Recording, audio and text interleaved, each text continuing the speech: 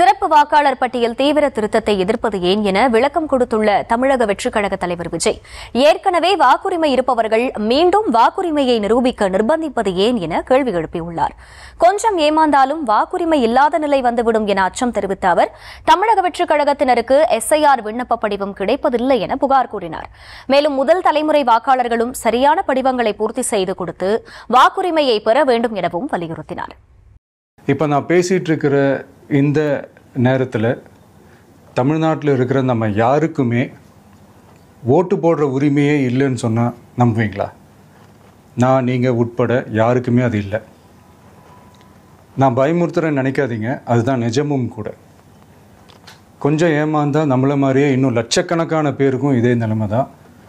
ஓட்டு போடுற அந்த உரிமையே இல்லாத மாதிரி ஒரு நிலைமை வந்தாலும் வரலாம். இதுக்கு மெயின் ரீசன் அந்த SIR, ஸ்பெஷல் இன்டென்சிவ் ரிவிஷன், சிறப்பு தீவிர திருத்தம். இப்போது இந்த SIR நம்ம தமிழ்நாட்டில் எப்படி ஒர்க் ஆக போகுது? கடந்த ஜனவரி மாதம் எடுத்த அந்த கணக்கெடுப்பில் 6,36,00,000 வாக்காளர்கள் நம்ம தமிழ்நாட்டில் இருக்கிறாங்க. ஆனால் அவங்க யாருக்குமே இந்த ஓட்டு போடுற உரிமையே இல்லை. அந்த BLOன்னு சொல்லுவாங்க, பூத் லெவல் ஆஃபீஸர்ஸ், வாக்குச்சாவடி நிலை அலுவலர். அவங்க தான் வீடு வீடாக போய் அந்த ஃபார்மை கொடுப்பாங்க. அதை நம்ம ஃபில்அப் பண்ணி கொடுக்கணும். அதை தேர்தல் ஆணையம் அதை எடுத்துகிட்டு போய் அதை ஸ்க்ரூட்டினைஸ் பண்ணி அது எல்லாமே கரெக்டாக இருக்கான்னு செக் பண்ணி பார்த்ததுக்கப்புறம் அந்த வாக்காளர் பட்டியலை வெளியிடுவாங்க. அந்த வாக்காளர் பட்டியலில் நம்ம பேர் இருக்கணும். அப்போ தான் நம்மளால் ஓட்டு போட முடியும். அந்த புது பட்டியல் வர்ற வரைக்கும் நம்ம வாக்காளர்களான்றது அது உறுதியே செய்ய முடியாது.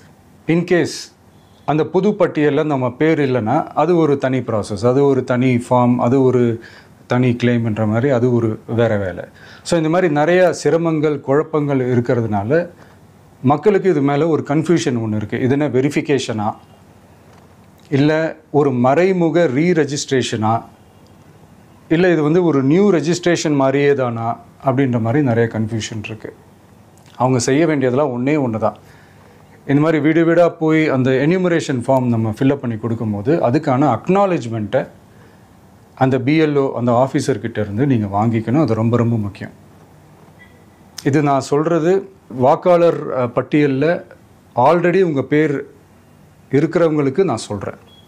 இது எல்லாமே சரியாக செஞ்சாலும் இந்த SIR மேலே சில டவுட்ஸ் இருக்குது. அது என்னென்னா, இந்த 6,36,00,000 வாக்காளர்களுக்கு ஒருத்தர் விடாமல் இந்த ஒரே மாதத்துக்குள்ளே எப்படி எல்லாருக்குமே அந்த ஃபார்ம் போய் ரீச் ஆகும்? ஒன்று. ரெண்டாவது, நீங்கள் வரும்போது வீட்டை பூட்டிட்டு வேலைக்கு போயிட்டு என்ன பண்ணுறது? இப்போ நீங்கள் வருவீங்கன்றதுக்காக வேலையெல்லாம் விட்டுட்டு வீட்டுக்குள்ளேயே உட்காந்துட்ருக்கணுமா? ஸோ இதில் மெயினாக பாதிக்கப்பட போகிறது உழைக்கிற மக்கள், ஏழைகள், வேலைக்கு போகிற பெண்கள். இவங்களுக்கு யார் கரெக்டான அந்த பதில் சொல்ல போகிறது? ஒரு நியாயமான SIRனால் என்ன நடக்கணும்? இப்போது இறந்து போனவங்கள மார்க் பண்ணி அதுலேருந்து டிலீட் பண்ணணும். இப்போ போலி வாக்காளர்கள் இருந்தாங்கன்னா அவங்கள மார்க் பண்ணி டிலீட் பண்ணணும்.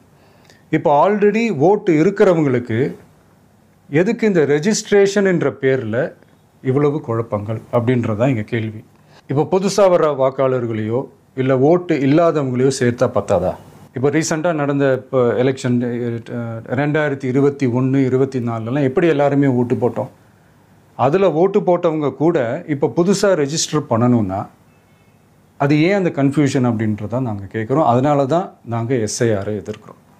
முக்கியமாக நம்மளுடைய TVK தோழர்களுக்கு அந்த ஃபார்ம் கிடைக்க மாட்டேங்குது, கொடுக்க மாட்டேன்றாங்க அப்படின்ற சில கம்ப்ளைண்ட்ஸ். இது யார் பண்ணுறாங்க அப்படின்றது நான் தான் சொல்லி தெரிய வேணும்னு ஒன்றும் அவசியம் இல்லை. உங்களுக்கு இப்போ இருக்கிற ஆட்சியாளர்கள், அவங்களுக்கு கைப்பாவையாக இருக்கக்கூடிய சில பேர் இதை செய்ய ஸ்டார்ட் பண்ணியிருக்கிறாங்க. அதனால் மை டியர் வர்ச்சுவல் வாரியர்ஸ், இதை சாதாரணமாக எடுத்துக்காதீங்க. இது எல்லாருக்குமே அந்த ஃபார்ம் போய் ரீச் ஆகணும். இதில் ரொம்ப உறுதியாக இருங்க. அதையும் மீறி உங்களுக்கு அந்த ஃபார்ம் கிடைக்கலன்னா இருக்கவே இருக்கும் ஆன்லைன். தேர்தல் ஆணையம் அந்த வெப்சைட்டில் போய் அந்த ஃபார்மை டவுன்லோட் பண்ணி நீங்கள் ஃபில்அப் பண்ணி சப்மிட் பண்ணலாம். உங்கள் வீட்டில் இருக்கிறவங்களுக்கு நீங்கள் செஞ்சு கொடுங்க, பக்கத்து வீட்டில் இருக்கிறவங்களுக்கு செஞ்சு கொடுங்க, தெரிஞ்சவங்களுக்கு, தெரியாதவங்களுக்கு, பழகினவங்களுக்கு, பழகாதவங்களுக்கு எல்லாருக்குமே நீங்கள் தயவு செஞ்சு கொடுங்க. வரப்போகிற தேர்தலில் நம்ம யாருன்னு காட்டணும், நம்ம பலம் என்னன்னு காட்டணும். அதுக்காக அந்த பலமான அந்த பவர்ஃபுல்லான ஆயுதத்தை நம்ம கையில் எடுக்கணும். அந்த ஆயுதம் வேறு எதுவுமே இல்லை, ஓட்டு, வாக்கு, ஜனநாயகம். அது இருந்தால் தான் நம்ம அந்த வெற்றியை நோக்கியே நம்மளால் பயணிக்க முடியும். தமிழ்நாடே அந்த வாக்குச்சாவடி முன்னாடி திரண்டு நிற்கணும்.